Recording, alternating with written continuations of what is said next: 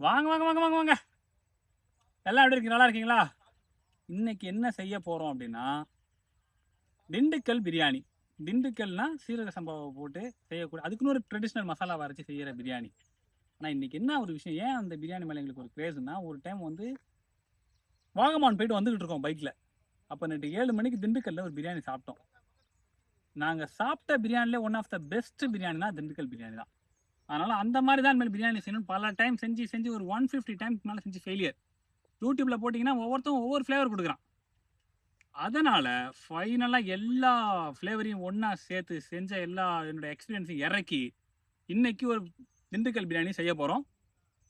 அது எப்படி இருக்குன்றத வீடியோவை ஃபுல்லா பாருங்க. நாங்க போய் செய்றோம். அப்படி உங்களுக்கு அந்த வீடியோ எல்லாம் பிடிச்சிருக்கு அப்படின்னா ஃபாலோ பண்ணுங்க, சப்ஸ்கிரைப் பண்ணுங்க, ஷேர் பண்ணுங்க, எல்லாமே பண்ணுங்க. ஓகே, டாடா, பாய் பாய்.